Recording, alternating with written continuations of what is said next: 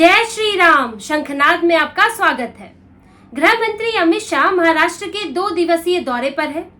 चुनाव से पहले के इस दौरे को वैसे तो प्रचार का हिस्सा बताया जा रहा है, लेकिन ये सिर्फ प्रचार नहीं है। इन 2 दिनों में अमित शाह सिर्फ पार्टी के लिए प्रचार नहीं करेंगे, बल्कि गठबंधन के महायुति के तीनों बड़े नेताओं को वो चेतावनी देने वाले हैं। वो महाराष्ट्र में 3 नेताओं से, एकनाथ शिंदे, देवेंद्र फडणवीस और अजीत पवार, इन तीनों से मिले हैं और इनको इसमें जो महायुति में इस वक्त कुछ टकराव की खबरें आ रही हैं, उसको लेकर उन्होंने बातचीत की है। एक अलग मुलाकात उनकी अपनी पार्टी से हुई है, जिसमें देवेंद्र फडणवीस प्रदेश अध्यक्ष शामिल थे। इसके अलावा उनकी मुलाकात एकनाथ शिंदे से भी हुई है, अजीत पवार से और फडणवीस से तो हुई ही है, और हो सकता है कि एक आध मुलाकातें वो और करें। पिछले कुछ दिनों में ऐसा देखने को मिला है कि महायुति के तीनों गठबंधन दल बीजेपी, शिवसेना और एनसीपी तीनों अलग अलग दिशाओं में चल रहे हैं। अपनी अपनी तरह से जीतना चाह रहे हैं और अपनी अपनी तरह से योजनाओं का क्रेडिट ले रहे हैं। जैसे कि अभी मुख्यमंत्री माझी लड़की बहन योजना, जिसमें महिलाओं को 1500 रुपए दिए जाने हैं। अब इस योजना को गृह मंत्री अजीत पवार ने पेश किया था, बजट में इस योजना को लेकर आए थे, लेकिन इसके एक दिन बाद ही मुंबई और ठाणे में पोस्टर लग गए एकनाथ शिंदे के। सिर्फ एकनाथ शिंदे की तस्वीर के साथ इस योजना के बारे में लोगों को जानकारी दी गई। अब इस पर एनसीपी नाराज हो गई कि सिर्फ एकनाथ शिंदे के ही फोटो क्यों लगे, क्योंकि ये योजना तो जो है सरकार लाई है, अजीत पवार ने इसको संसद विधानसभा में पेश किया है, तो फिर उनका नाम इसमें, उनकी फोटो इसमें क्यों नहीं है। इसे लेकर इनके बीच में बहस हो गई। और जब अजीत पवार की तरफ से आदेश हुआ कि अब जो पोस्टर बनेंगे उसमें सिर्फ अजीत पवार लगेंगे, उनकी फोटो लगाई जाएगी इस योजना को लेकर, तो इस पर शिवसेना के नेता लड़ गए और ये कैबिनेट मीटिंग में ऐसा हुआ, जिस पर एकनाथ शिंदे को बीच बचाव करना पड़ा और सबको शांत किया गया। इसी तरह एक आध रैली में देखा गया कि सिर्फ देवेंद्र फडणवीस की फोटो है। तो यानी कि जो सरकारी योजनाएं हैं, खास करके महिलाओं से जुड़ी हुई योजनाएं, और इस तरह की योजनाओं से फायदा भी मिला है पिछले कुछ चुनाव में, और महिला वोटर्स को टारगेट भी किया जाता है। तो सभी दल अपनी अपनी कोशिश में है कि हम अपनी जो हमारे समर्थक वर्ग महिलाएं हैं, हम उनको अपनी तरफ खींच सके। अब जो योजना है वो तो सरकार की योजना है, उसको मुख्यमंत्री भी लाए हैं, उप मुख्यमंत्री भी लाए हैं, तो उसका क्रेडिट किसी एक को नहीं जा सकता। लेकिन इस वक्त महायुति में जो तनाव पैदा हुआ है सीट शेयरिंग को लेकर, और खासकर अजीत पवार के रवैये को लेकर कि परफॉर्मेंस भी खराब था, सीटें भी ज्यादा मांग रहे हैं, जिसके कारण शिवसेना की सीटों पर असर भी पड़ रहा है। तो ये जो तनाव पैदा हुआ था वो अब थोड़ा बढ़ता दिख रहा है, और इसे रोकने के लिए अब अमित शाह वहां पहुंचे हैं और इन सभी नेताओं से बात कर रहे हैं, खास तौर से शिवसेना और अजीत पवार से, क्योंकि इन दोनों की कोशिश ये भी रहती है कि कहीं ना कहीं, क्योंकि एकनाथ शिंदे सीएम है तो वो तो ना सही, लेकिन उनके जो समर्थक हैं वो उनको हाईलाइट करने की कोशिश करते हैं। जबकि एकनाथ शिंदे सीएम इसलिए है क्योंकि बीजेपी ने उन्हें सीएम बनाया है। बीजेपी अभी बड़ी पार्टी है और एकनाथ शिंदे उनके सहयोग से बने हैं, वरना वो शिवसेना से अलग नहीं हो पाते, तो उनको अलग दिखाने की कोशिश होती है। और सिर्फ बीजेपी की इसमें बात नहीं है, शिवसेना जो है एनसीपी अजीत पवार से नाराज रहती है, तो वो अजीत पवार को साथ नहीं रखना चाहते, तो इसीलिए बीजेपी को भी साथ नहीं रखते। और अजीत पवार तो अपनी अलग धुन में है, वो तो सीटों पर भी अड़े हुए हैं और जो योजनाएं हैं उनके क्रेडिट पर भी अड़े हुए हैं। तो अमित शाह ने इन सबको अच्छे से समझा दिया है।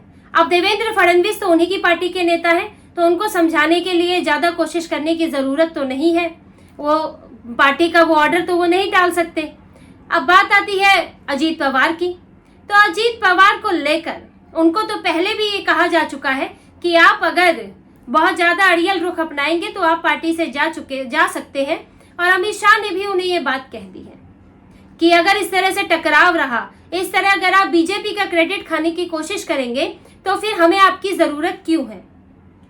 देखिए, बीजेपी के सर्वे में भी ये बात सामने आई है कि अगर अजीत पवार चले जाते हैं, ये इंटरनल सर्वे में सामने आया है कि अजीत पवार से अगर गठबंधन टूट भी गया तो भी बीजेपी को खास नुकसान नहीं होने वाला है, क्योंकि बीजेपी इनके बिना ही पहले भी अच्छी सीटें लाती रही है, और इन चुनाव में हो सकता है अजीत पवार से नुकसान ही हो जाए, उनकी छवि से, या फिर उन्हें लेकर और शरद पवार और परिवार को लेकर जो एक सेंटीमेंट बना है उसका नुकसान बीजेपी को हो जाए।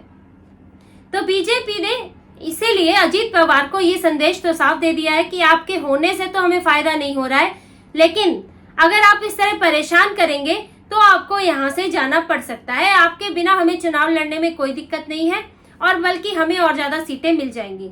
इसीलिए आप मिलकर हमारे साथ चलिए और थोड़ा समझौते कीजिए। इसी तरह एकनाथ शिंदे से भी बात की गई है, क्योंकि उनके समर्थक भी आजकल थोड़ा सा अग्रेसिव हो गए हैं। एनसीपी को लेकर भी बात कही थी कि एनसीपी के नेताओं के साथ बैठकर उल्टी आती है, क्योंकि वो उत्साहित हैं लोकसभा के प्रदर्शन को लेकर।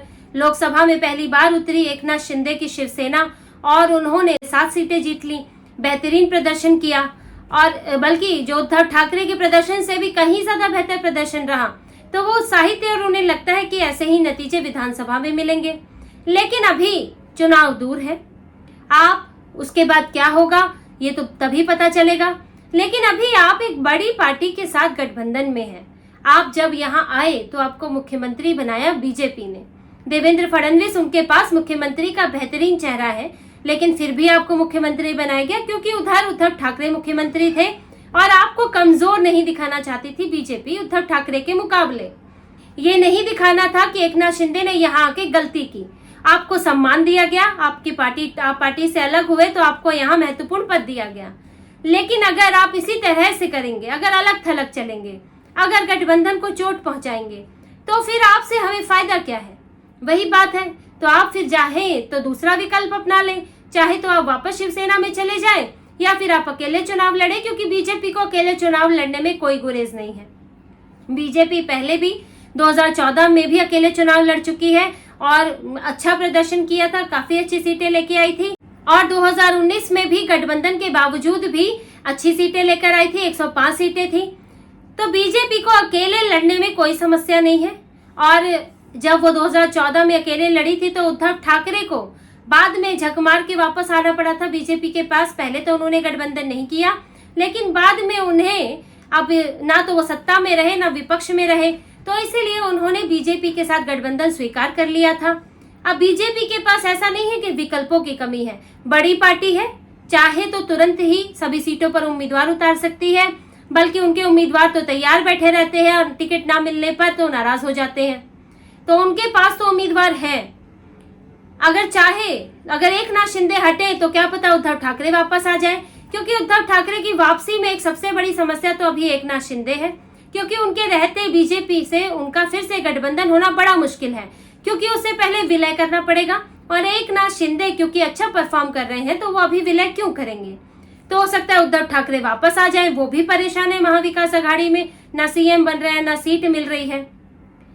तो ऐसे में बीजेपी के लिए अकेले चलने का विकल्प या किसी और को साथ लेने का विकल्प, ऐसा नहीं है कि विकल्प खत्म हो गए हैं और बीजेपी जो है एकनाथ शिंदे और अजीत पवार के सहारे बैठी है।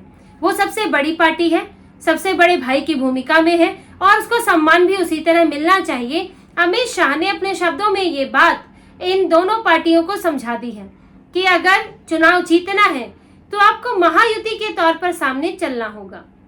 ऐसा नहीं है कि शिवसेना अलग चुनाव लड़ रही है, अजीत पवार अलग लड़ रहे हैं और बीजेपी अलग लड़ रही है। अगर ऐसा होगा तो वोट ट्रांसफर नहीं होगा। जहां पर शिवसेना और अजीत पवार नहीं होंगे तो उनकी पार्टी के वोट बीजेपी को मिलेंगे ही नहीं। तो ऐसे में साथ चलना ज्यादा जरूरी है और इसीलिए जो सरकार की योजनाएं हैं वो उसका फायदा पूरी सरकार को देना है, पूरे गठबंधन को देना है। आपको अपने अपने तरीके से नहीं चलना है और सीट शेयरिंग में भी त्याग तो करना पड़ेगा। ऐसा नहीं है कि जितना आप चाहते हैं आपको उतना मिल जाएगा, क्योंकि 3 दल मौजूद हैं और तीनों को सम्मानजनक सीटें देनी है।